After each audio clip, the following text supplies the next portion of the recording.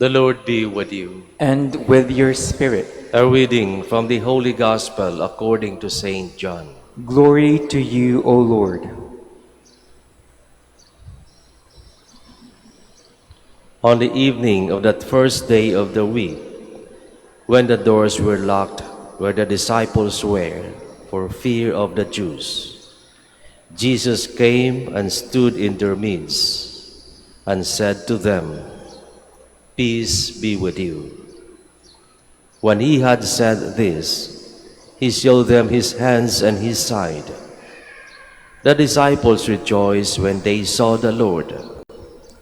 Jesus said to them again, "Peace be with you. As the Father has sent me, so I send you." And when he had said this, he breathed on them and said to them, "Receive the Holy Spirit. Whose sins you forgive are forgiven them, and whose sins you retain are retained." The Gospel of the Lord. Praise to you, Lord Jesus Christ. Please be seated.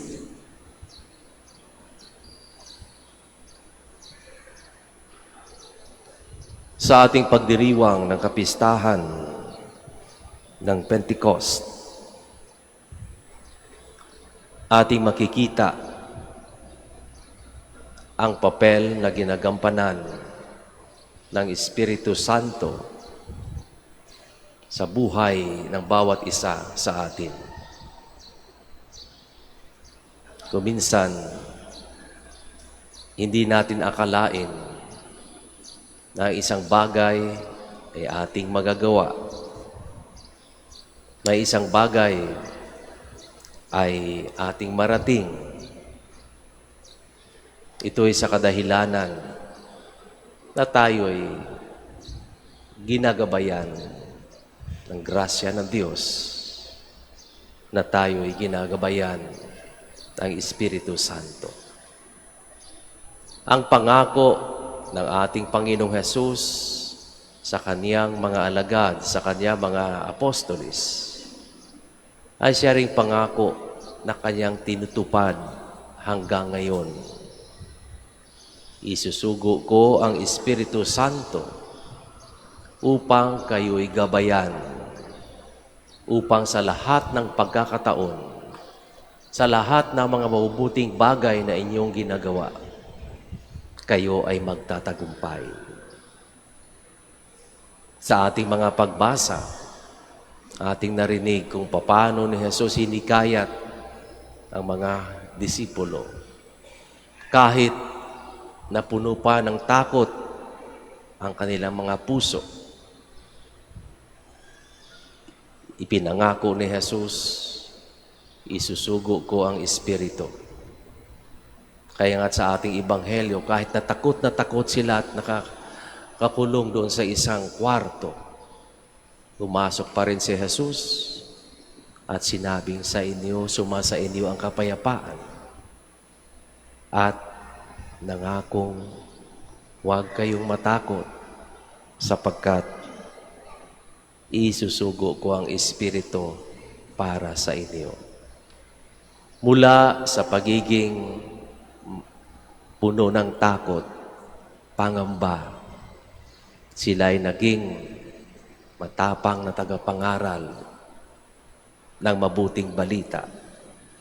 Kahit maraming paghihirap, maraming balakid, at kuminsan ay nakasalalay pa ang kanilang mga buhay, nangibabaw ang kanilang pananampalataya sa Panginoong Hesus, na kanyang tutuparin ang kanyang sinabi. Ang Espiritu Santo ay siyang gagawa ng paraan para sa inyo. At siguro'y lahat tayo ay may kanya-kanyang kwento tungkol sa ating pananampalataya. Kung paano tayo ginabayan ng ating Panginoong Hesus sa pamamagitan ng pagsugo sa Espiritu Santo. Kung paano natin narating ang estado ng ating buhay, kahit na noon ay parang hindi tayo makapaniwala, na parang imposible, ngunit ito'y ating nakamtan, ito'y ating narating, sapagkat alam natin, hindi tayo nag-iisa, mayroong gumagabay sa atin. Ang bati ng ating Panginoon sa mga alagad, peace be with you. Ito yung kapayapaan na nagbibigay ng lakas ng loob, na sa kabila ng lahat, alam nila na sila'y magtatagumpay. Kung minsan akala natin may payapa ang ating buhay, kapayapaan, ay wala ng gulo, walang away, walang problema. Hindi po ito ang ipinagkaloob ni Jesus sa kaniyang mga alagad. Nung sinabi niyang sumainyo ang kapayapaan, ito'y nangangahulugan na kahit anong mangyari, kahit gaano kahirap, ito'y inyo mapagtagumpayan, sapagkat nandyan pa rin ako kasama ninyo sa pamamagitan ng Espiritu Santo. Kaya kung susuriin natin ang ating sarili, ano bang mayroon tayo na hindi natin hiningi sa Panginoon o ipinagdarasal o iniyakan para mapasa atin? Ang ating estado sa buhay, magandang trabaho, magandang pamilya, nakaligtas sa mga maraming pagsubok. Lahat na ito ay kaloob ng Diyos. At pag tayo'y nagbalik tanaw, alam natin, nandiyan ang kamay ng Diyos, ang Espiritu Santo gumagabay para sa ating lahat.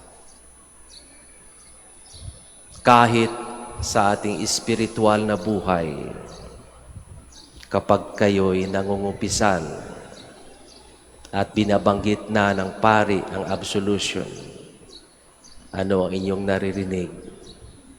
Send out the Holy Spirit for the forgiveness of sins. Ang Espiritu Santong nagbibigay ng biyaya ay siya ring nagbibigay ng kapatawaran. Kaya lahat na mayroon tayo, lahat ng mabubuting bagay na ating nakamit, ito nangyari hindi sa kadahilan ng madiskarte tayo o malakyas ang ating koneksyon sa itaas. Ito'y sa kadahilan ng tayo'y ginagabayan ng ating Panginoon. Tayo'y patuloy nagagabayan ng Espiritu Santo. Kaya't sinabi sa mga alagad, humayo kayo. Ipangaral ang mabuting balita. At ang pangako ni Jesus, I will be with you until the end of time. Kahit na siya'y wala na, hindi nakapiling ng kanyang mga alagad, damang-daman nila ang kanyang presensya sapagkat tinupad niya ang kanyang pangako. Tulad ng aking sinabi, it's the same promise that Jesus is giving us until today. The Holy Spirit will guide each and every one of us until the end of time. Kaya nga, nawa ay mangibabaw palagi ang ating paniniwala, ang ating pananampalataya sa pagmamahal, pagkalinga, pagmamalasakit ng ating Panginoong Hesus. Tutuparin niya ang kanyang pangako at tayo'y nararamdaman natin sa ating buhay ang katuparan ng pangakong ito. Huwag tayong magsawa, huwag tayong mawalan ng pag-asa. Huwag tayo mapanghinaan ng loob. Always believe in the promise of Jesus. Always believe in the love of God.